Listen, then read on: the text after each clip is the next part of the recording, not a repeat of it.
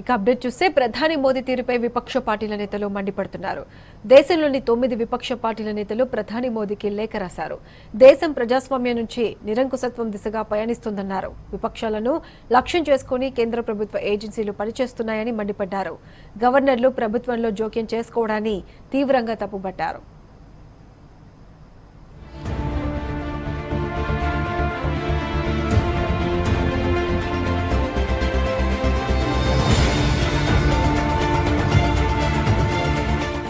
కేంద్ర ప్రభుత్వం ప్రధాని మోడీ తీరు పట్ల విపక్షాలు మండిపడుతున్నాయి. దేశం ప్రజాస్వామ్యం నుంచి నిరంకుశత్వం దిశగా పయనిస్తోందని ఆరోపిస్తూ 9 విపక్ష పార్టీలు ప్రధానికి లేఖ రాశాయి.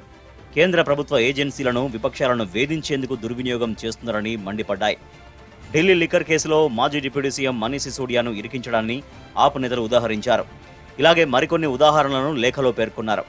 సిబిఐ, ఈడీలను విపక్ష నేతలను టార్గెట్ చేసేందుకు మాత్రమే వాడుకుంటున్నారని దుయ్యబట్టారు. 4 ముఖ్యమంత్రులు కేసీఆర్, మమతా బెనర్జీ, అరవింద్ కేజ్రీవాల్, భగవంత్ మాన్తో పాటు ప్రధాన ప్రతిపక్ష పార్టీల నేతలు ఫారూక్ అబ్దుల్లా, శరద్ పవార్, ఉద్ధవ్ ఠాక్రే,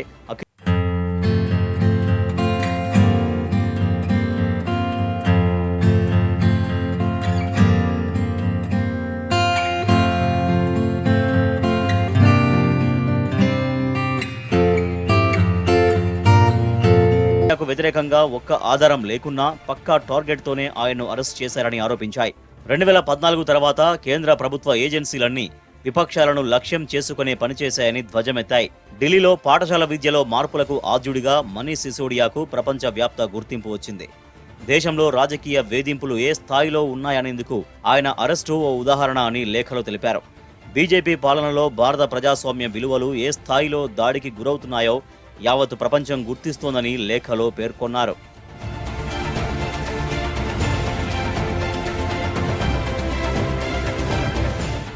విపక్షాలకు చెందిన ముఖ్యమైన సభ్యులను లక్ష్యంగా చేసుకున్న తీరును చూస్తుంటే ప్రతిపక్షాలను రూపు మాపాలనే ఉద్దేశంతో దర్యాప్తు సంస్థల్ని ఉపయోగిస్తున్నారన్న ఆరోపణలకు బలం చేకూరుతోందని లేఖలో తెలిపారు. ప్రభుత్వ ఏజెన్సీలు 2014 తర్వాత చేసిన అరెస్టులు, సోదాలు విపక్షాల లక్ష్యంగానే సాగాయి. 2014-15లో హిమంత బిశ్వ శర్మపై శారదా చిట్ ఫండ్ స్కామ్ కేసులో సిబిఐ, ఈడీ ముమ్మరంగా దర్యాప్తు చేశాయి. బీజేపీలో చేరిన తర్వాత ఆ కేసు పురోగతే లేదు. నారదా స్కామ్లో పేర్లు వినిపించిన బెంగాల్లో సువేందు అధికారి, ముకుల్ రాయ్, మహారాష్ట్రలో నారాయణ రాణే వంటి వారి విషయంలోనూ ఇదే జరిగిందని విపక్షాలు నిరసన వ్యక్తం చేశాయి. మరోవైపు ఎన్నికల సమయాల్లో విపక్షాల నేతలపై ఈడీ, సిబిఐ దాడులు ఉధృతం కావడం స్పష్టంగా తెలుస్తోంది. ఇవన్నీ రాజకీయ ప్రోద్బలంతోనే జరిగాయని స్పష్టమవుతోందని పేర్కొన్నారు. ఈ ఏజెన్సీల ప్రాధాన్యతలను తప్పుదారి పట్టించారని స్పష్టమైందంటూ ప్రతిపక్షాలు లేఖలో స్పష్టం చేశాయి.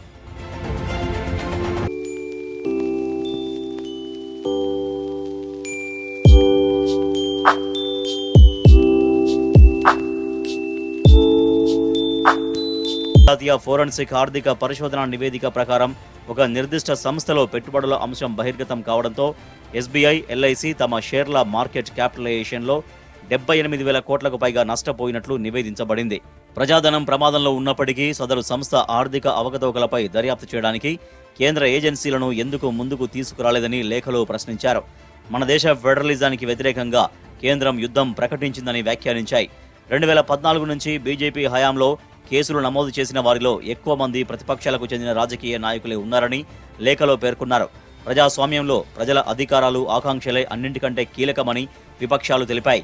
ఇప్పటికైనా కేంద్రం తీరు మార్చుకోవాలని హితవు పలికాయి.